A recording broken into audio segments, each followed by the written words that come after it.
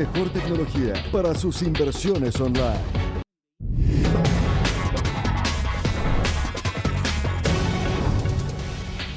Bienvenidos a la revisión de la Agenda Económica PM de este martes en CNN Chile. Comenzamos detallando el alza del salario mínimo que propuso el gobierno, que llega a 380.000 pesos desde este domingo y a 400.000 en agosto. Algo muy importante es que porcentualmente esta alza será por sobre la inflación. Si yo no puedo vivir con 300, con 400.000 pesos, no puedo hacer que una persona viva con eso. Hace 2 años, Mauricio abrió su zapatería en pleno estallido social. Partió pagando el que entonces era el sueldo mínimo de 301.000 pesos, pero prontamente este monto se incrementó. A medida que se fue subiendo la venta, también fuimos subiendo gradualmente los sueldos y también en parte por el tema de la inflación. Entonces, como se inflaron mucho los precios, mercados, comida, obviamente también tenemos que nosotros subir nuestros sueldos para que la gente pueda alimentarse bien.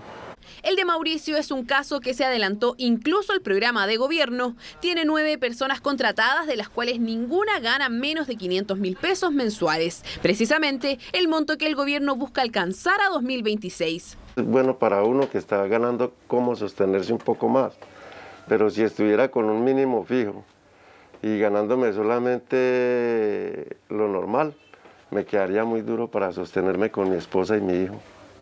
Las pymes pueden pagar sueldos más altos, dice Mauricio, y en caso de no poder, el gobierno las subsidiará. Eso fue parte del acuerdo por el salario mínimo que se alcanzó por primera vez en 6 años entre el Ejecutivo y la Central Unitaria de Trabajadores. 2022 tendrá 2 alzas en el ingreso mínimo. El primero en mayo, donde pasará de los actuales 337.000 a 380.000, y el segundo en agosto, donde llegará a 400.000 pesos. La diferencia es que ahora, además del reajuste del ingreso mínimo, además se están agregando estos otros beneficios para compensar el aumento de costo de vida. Este aumento es el más significativo en un cuarto de siglo. Los 380.000 que regirán desde el 1 de mayo son 43.000 pesos más que un año antes, lo que es un alza de 12,7%. Esto supera el último dato de inflación anual de marzo de 9,4%. Es decir, desde el domingo el poder adquisitivo habrá subido 3,3 puntos. Eso es lo que se conoce como un alza real en un salario. Además, si el IPC de este año acumula más de 7%, el salario sube a 410.000. Uno no puede, a través de mayor gasto fiscal, estar sosteniendo alzas del salario mínimo que están desalineadas con los parámetros técnicos, que son la inflación y el crecimiento de la productividad laboral. En total serán 50.000 pesos de aumento en 2022, que en caso de no poder ser solventados por parte de micro y pequeñas empresas, tendrán un mecanismo de subsidio que se pagará a través de la Tesorería General de la República con datos del Servicio de Impuestos Internos. Funcionará de la misma manera que el bono PYME y, según lo informado por el gobierno, no es una postulación, sino que una inscripción, ya que cada pyme debe pedirlo. Y el principio que busca hacer este subsidio es que el Estado cubra el alza del salario mínimo, que es por sobre el alza de inflación, para las empresas micro, para las empresas pequeñas y parcialmente para las empresas medianas. El acuerdo también considera un beneficio compensatorio al aumento del valor de la canasta básica, el que se pagará a través del subsidio único familiar y la asignación familiar. Serán 6.500 pesos por carga, tendrá una cobertura de cerca de 1,5 millones de hogares y, junto con el subsidio a las empresas, un costo fiscal de 270.000 millones de pesos. Partiendo por el aumento en el costo de los últimos 12 meses y luego actualizándose mes a mes, de tal manera de que si aumenta, si se aceleran los precios, también va a aumentar el monto de ese apoyo. El proyecto debe ser ingresado este viernes y discutido la próxima semana, aumentando así el poder adquisitivo de los 805.049 trabajadores que reciben el salario mínimo. En entrevista con CNN Chile, el ministro de Economía detalló cómo será el mecanismo de ayuda para las pymes, una especie de compensación o subsidio para que puedan enfrentar esta alza en el salario mínimo. Nosotros le presentamos a las distintas organizaciones del mundo de las empresas de menor tamaño, incluyendo la UNAPYME, hace unas 2 o 3 semanas, el mecanismo y es el mismo mecanismo que vamos a conversar con ellos nuevamente en una reunión y que vamos a presentar finalmente al Parlamento este viernes. Esto se va a hacer a través de impuesto interno y se va a pagar vía Tesorería de la República, es decir, de la misma forma que se pagó el bono PYME. Las empresas van a tener que solicitar esto a través de un portal, no va a ser una postulación, es decir, va a ser automático, pero ellas lo van a tener que solicitar. Se va a aprobar cuando corresponda. Y el principio que busca hacer este subsidio es que el Estado cubra el alza del salario mínimo que es por sobre el alza de inflación. Y precisamente como el salario mínimo en enero subirá a 410.000 pesos si la inflación de este año está por sobre el 7%, lo mismo pasará con este subsidio para las pymes. Lo que está en nuestra propuesta, ¿no es cierto?, es que siempre se vaya financiando el alza, la diferencia entre el nuevo salario mínimo y el salario mínimo, el último salario mínimo, que es 350.000 pesos ajustado por inflación.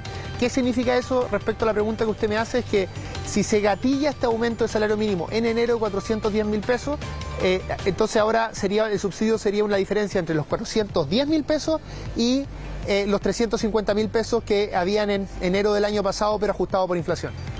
Por lo tanto, si se gatilla ese aumento de salario mínimo que está comprometido en el acuerdo con la CUT, también tendría que aumentar el subsidio hacia las empresas de menor tamaño. ¿Qué fue lo que opinaron las pymes y también los emprendedores? Lo vemos a continuación. Lamentamos que el gobierno, que indica ser un nuevo gobierno de emprendedores y las pymes, donde vamos a estar al centro, no se cumpla.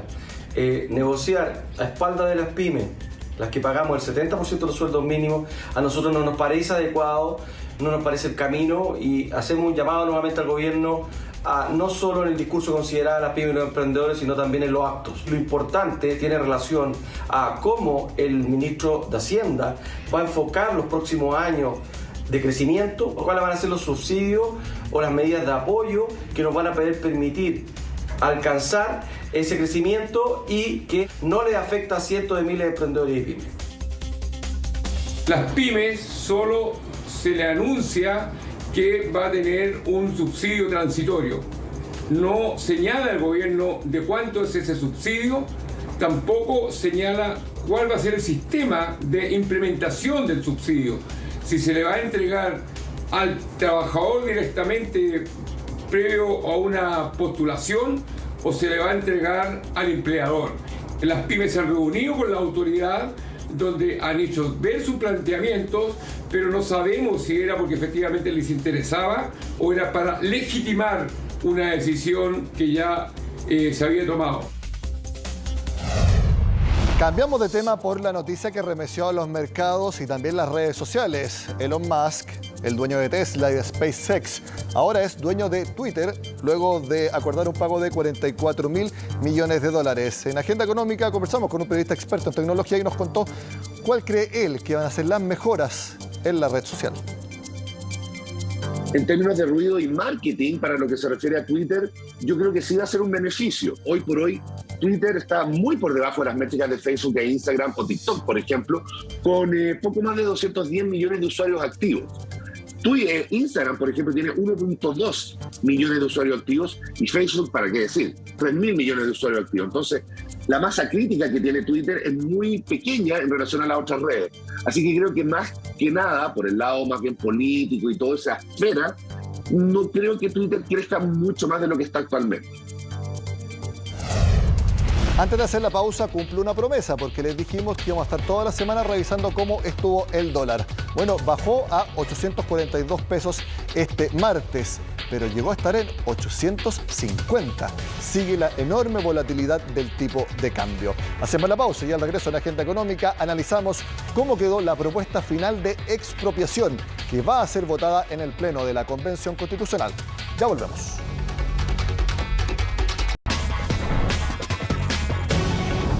Este lunes, la Comisión de Derechos Fundamentales de la Convención Constitucional aprobó una nueva propuesta para que el Pleno pueda votar sobre la expropiación en nuestro país.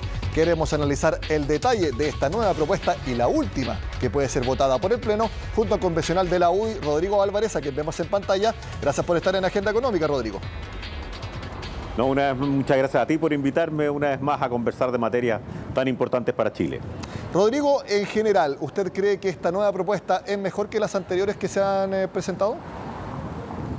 Es mejor, pero sigue siendo una norma muy imperfecta, que yo creo que tiene problemas tanto económicos como jurídicos y que va a significar problemas en su interpretación y aplicación en el futuro si fuera aprobada la propuesta constitucional. Así que si bien tiene algunos elementos más positivos, en general sigue siendo una norma errónea e imperfecta.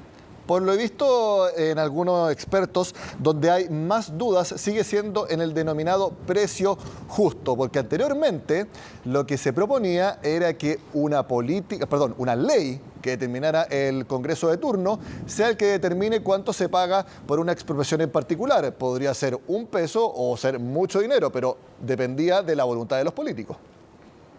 Así es, sin duda ese es uno de los ángulos complejos y que sin duda alguna presenta problemas. En algún momento dado se habló de lo que dices tú, que fuera la ley la que determine el valor. En otros se han hablado de expresiones como precio justo o valor justo. Nosotros en cambio queremos que se mantenga el criterio actual, que dice precio de mercado, valor de mercado, lo que efectivamente vale un bien, lo que efectivamente vale un derecho. Creemos que eso es lo que da seguridad a cualquier persona que el día de mañana, por una ley, puede haberse expropiado, puede haberse limitado de su propiedad. Que se le pague el valor de mercado del bien, el valor de mercado del derecho. Tenemos historia, tenemos jurisprudencia, tenemos doctrina para comprender ese concepto. Cualquier otra norma parece un tanto inestable y sin duda alguna insegura para el futuro. Con el momento, ahora, con esta propuesta, ¿quién determina cuál es el precio justo de un bien que puede ser expropiado?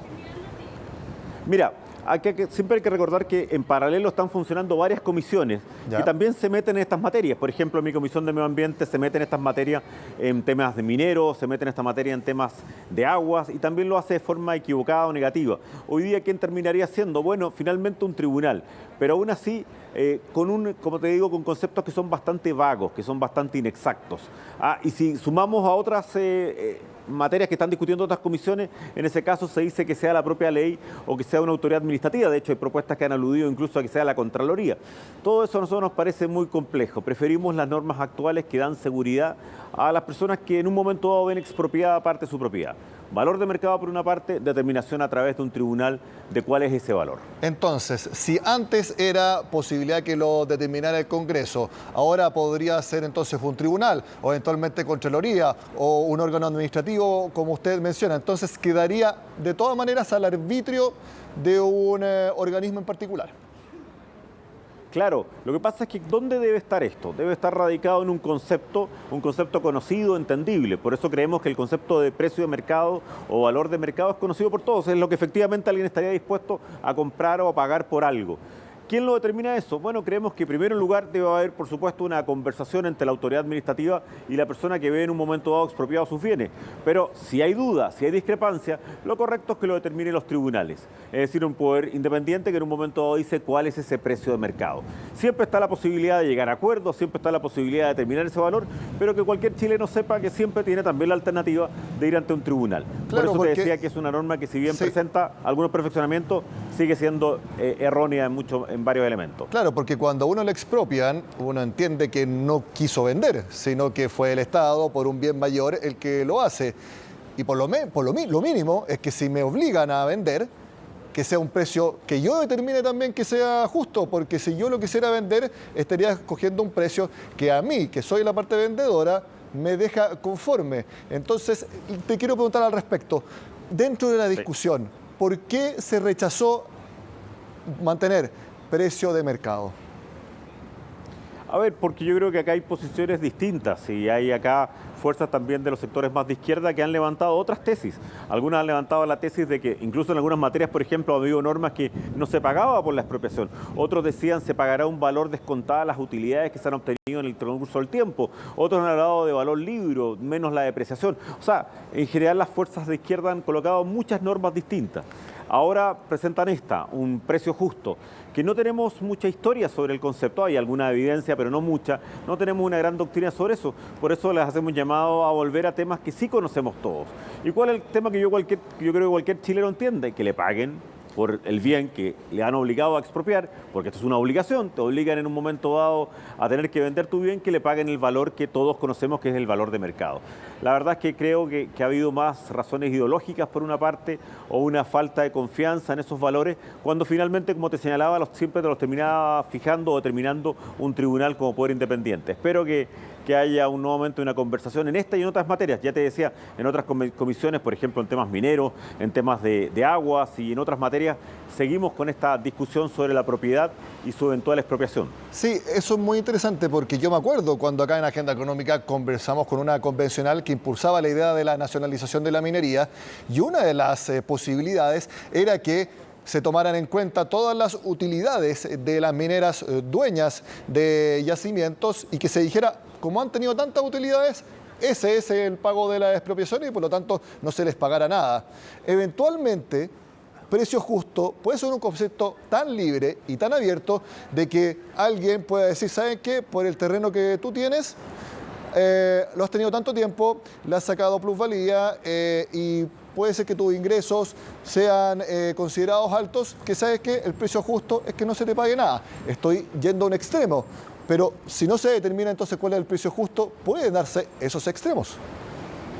Así es, y eso, como bien señalas tú, son ejemplos o son normas que han propuesto algunos convencionales ecoecologistas o convencionales más de izquierda, han propuesto en un momento dado que en determinadas actividades, por ejemplo el sector forestal, no se le pagara nada porque habían recibido subsidio, o en el sector minero se les descontara las utilidades que han tenido, cuando eso no es la forma correcta, no es la forma justa, no es la forma además legalmente válida, mucho menos en escala internacional, de valorar algo.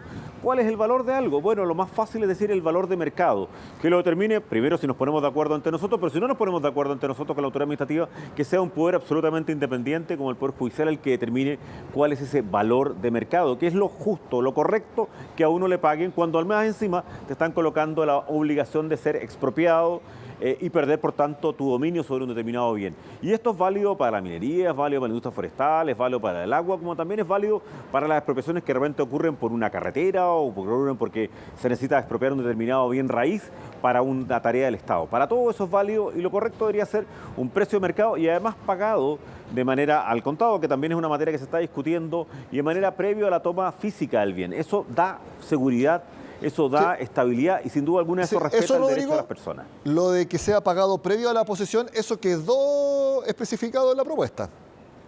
Por eso te indicaba que son los elementos que permiten entender qué es lo que uno busca. Uno busca equilibrio, seguridad y estabilidad para la persona en su propiedad. Eso sí, no quedó especificado que sea un pago al contado. Entonces, a mí me podrían decir, te vamos a pagar esta plata, pero puede ser en muchas cuotas. Y ahora se paga al contado. Así es, y tenemos experiencia en Chile de eso. Una de las reformas agrarias que tuvimos, la de mediados de la década del 60, se pagó a cuotas y se pagó en un largo periodo de tiempo y sin una adecuada inflación, con lo cual el valor fue bastante inferior o muy inferior en algunos casos a lo que efectivamente valía. Por eso, si esta es una materia, cuando uno habla de propiedad, al final también está defendiendo no solo los derechos profundos de una persona, sino que también su libertad. En un momento dado te ves limitado a tu propiedad por una causa correcta, una causa de bien común, etcétera, pero entonces lo que es justo, lo que es adecuado, es que te compensen correctamente por ese caso en que has perdido el dominio de un bien. Y ya te digo, esto es aplicable desde una casa en un momento dado para construir una calle, hasta un predio para construir una carretera, hasta por supuesto grandes proyectos de áreas como la minera, la forestal, la acuícola o en un momento dado el derecho del agua. Rodrigo, mi última pregunta. La ley, la propuesta ya está, el Pleno la tiene que votar. ¿Cuál va a ser su voto y también cuál cree que va a ser la votación en general con lo que ha podido ver? A ver, siempre todavía en el Pleno, como tú sabes, habrá alguna indicación que trataremos de perfeccionar esto. Si viniera en la forma que está, yo al menos votaría en contra, porque creo que no da la seguridad adecuada, más aún cuando pienso en los que se está presentando en otras comisiones, en otros estatutos. Si se mejora y se perfecciona a través de una buena indicación, nosotros vamos a presentar indicaciones, por supuesto ahí nuestro voto puede ser distinto. Rodrigo Álvarez, convencional de la UDI, gracias por conversar en Agenda Económica y más adelante entonces con la decisión del Pleno volveremos a analizar lo que decida. Que esté muy bien, buenas tardes. Muchas gracias a ustedes, cuando quieran, es un gusto estar conversando estas materias tan importantes. De esta forma terminamos la agenda de este martes. Sigan con nosotros acá en CNN Chile.